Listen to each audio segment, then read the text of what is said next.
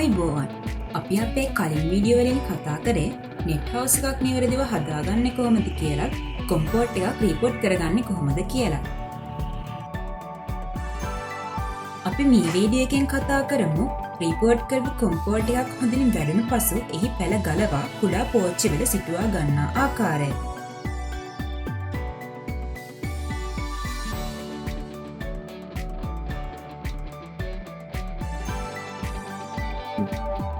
අපි මුලින්ම බලමු අපිට අවශ්‍ය වන ද්‍රව්‍ය මොනවාද කියලා. සෙන්ටිමීටර් 10 කුඩා පෝච්චි, කුඩා පොල්ලෙලි කැබලි, බොරළු වැලි, හැකිනම් කරදහයියා, ඔස්මෝකෝට් N සහ දිලීර නාශක.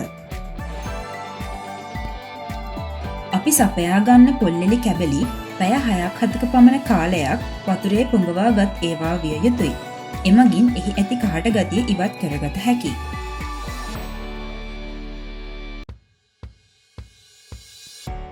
ඒ වගේම සපයා ගන්න බොරළු වැලිත් සෝදා මඩගතිය ඉවත් කරගත යුතුයි.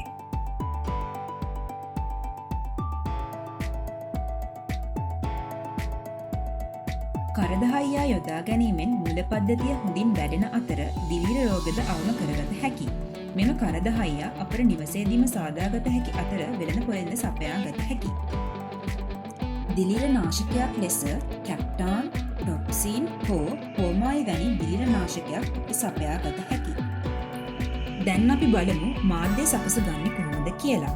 එයට පොල්ලෙලි කැබලි, වැලි, කරදහයියා 2:1 අනුපාතයෙන් කලවම් කරගත යුතුයි.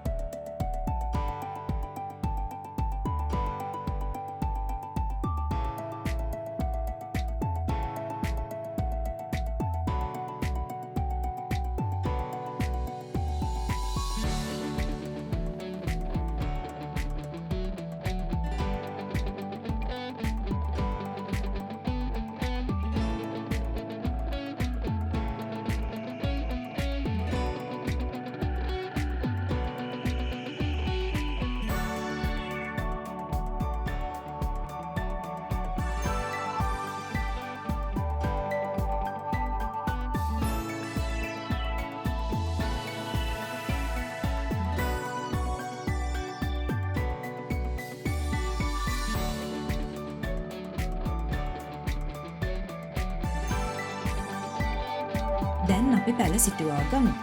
මුලින්ම කුඩා පෝච්චියක් ගෙන එයින් අඩක් පමණ වනතුරු මිශ්‍රණය පුරවා ගන්න. ඉන්පසු කොම්පෝට් එකෙන් පැලයක් මුල් නොකැඩෙනසේ ගලවාගෙන එය මිශ්‍රණය පුරවාගත් පෝච්චියේ තබා පැලය මුල් වැස්සෙනසේ මිශ්‍රණය එකතු කරන්න.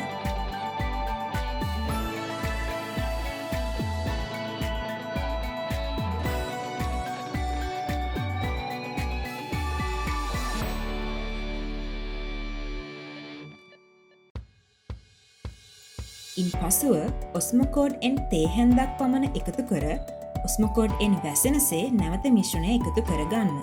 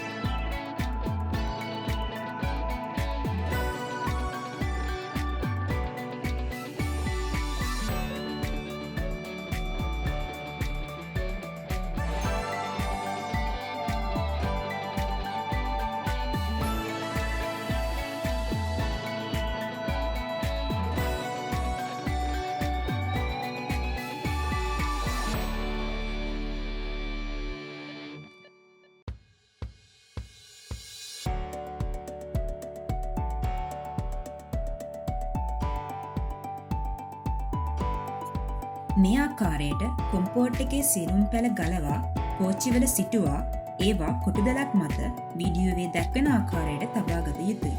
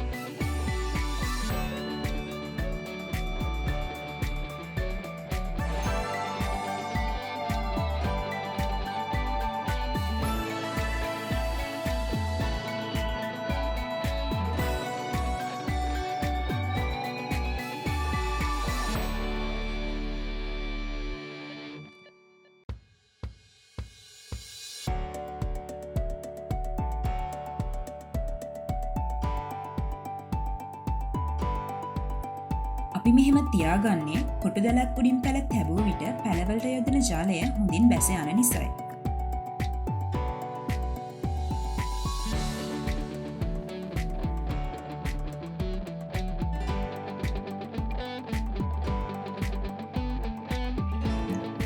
අවසානයට දිලිරනාශකය හොඳින් ජලයේ දිය කර පෝච්චිය අගින් හොඳින් වැස්සෙන තුරු සිටුවාගත් පැලවලට එකතු කරගන්න.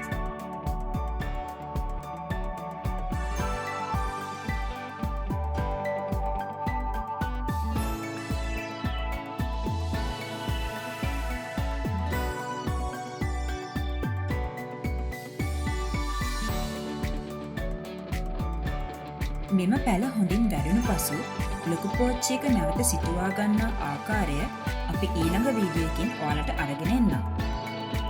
තවමත් ඔයාලා අපේ channel එක subscribe කරලා නැත්නම් subscribe කරලා එකතු වෙන්න. ගෙවත්ත YouTube channel එකත් එක්ක එකතු වෙන ඔයාලට බොහොම ස්තුතියි.